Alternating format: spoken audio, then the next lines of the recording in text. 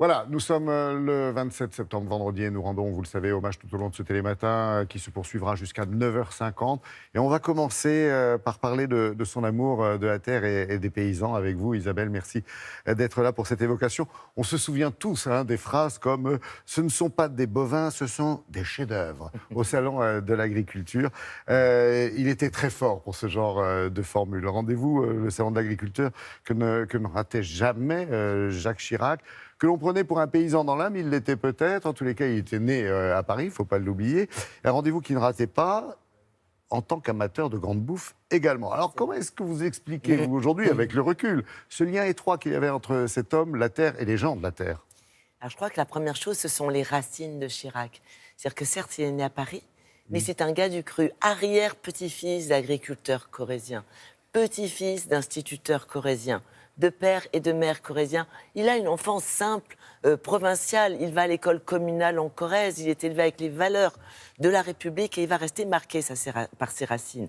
Élu en 67, député de Corrèze, il sera réélu pendant 30 ans. Et il va conserver cet ancrage rural en menant de front à la fois ses fonctions de député et celles de maire de Paris. Quand il parle de la Corrèze, regardez cette citation, il parle d'une terre avec des gens honnêtes et travailleurs. Le lien est fait, tout est dit. Ça, c'est le côté racine. Il y a aussi les actions de Jacques Chirac. Souvenez-vous, en 72, Pompidou le nomme ministre de l'Agriculture. Et alors, sur le plan international, déjà, il va se bagarrer pour obtenir des subventions de Bruxelles. Nous sommes à une époque où l'Europe ne compte que 6 pays. Sur le plan national, il va instaurer des aides de l'État pour faciliter l'installation des jeunes agriculteurs. Donc, l'agriculture à l'époque va vraiment connaître des débouchés garantis. Et ça, les agriculteurs ne l'oublieront pas. Même si c'est vrai que la PAC, la ratification de la PAC, va engendrer un peu de désillusion. Oui. Les agriculteurs savent que Chirac aime la terre. Il va s'engager pour la préservation de l'environnement. Et pour la décentralisation, à la fin des années 70 aussi, sur l'aménagement du territoire, bien sûr, et du Massif central, son désenclavement. Oui, c'est vrai. La troisième chose, c'est, je dirais, l'estampille, la marque Chirac. Chirac, c'est une force de la nature, c'est une énergie incomparable, c'est un langage direct. Vous l'avez dit, il n'a jamais raté un salon de l'agriculture. Il aime ça, il ne faut pas lui en promettre. C'est les steaks à 9h du matin. C'est tâter le cul des vaches, comme il le disait lui-même. Alors, pour revivre un peu ces moments-là, nous avons rencontré Dominique Bussereau, qui est président de l'Assemblée des départements de France et qui a été son ministre de l'Agriculture de 2004 à 2007 et qui nous fait part de son vécu.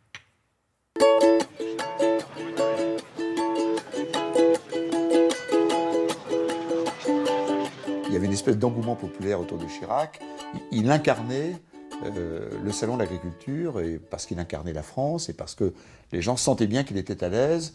Et comme il était à l'aise, ça irradiait sur tous ceux qu'il rencontrait. Mais félicitations, ça c'est le sommet de la gastronomie française. Il donnait des conseils. À ta charcuterie, tu pourrais mettre un peu plus de poivre. Ton fromage, l'année dernière, il était meilleur. Puis beaucoup de souvenirs qu'il reliait à tous les territoires de France. Donc il avait toujours une histoire à raconter à un agriculteur avec lequel il parlait, qui lui présentait sa vache, son bœuf, ses moutons, ses chèvres. Il avait toujours une histoire à raconter. Il y a une tradition sur l'agriculture qui est le mercredi matin, donc le jour même du Conseil des ministres, où le ministre de l'Agriculture, donc Chirac l'a fait moult fois, vient au salon assister à la traite, donc assez tôt, et ensuite on va dans un stand où là on a d'abord de la cochonaille en masse, et ensuite steak frites et une excellente viande avec du vin rouge, et tout ça aux alentours de 8h, 8h30 du matin, avant d'aller au Conseil des ministres. Cette viande et ces frites, Jacques Chirac les mangeait avec plaisir, et il aurait été capable d'ailleurs de le faire 2 fois si on l'avait proposé 2 fois.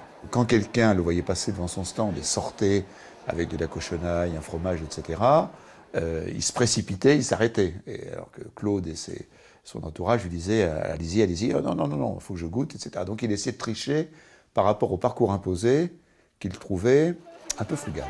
Donc voilà, c'est un extraordinaire moment de convivialité, et l'agriculture, pour Jacques Chirac, c'était l'expression de sa convivialité personnelle.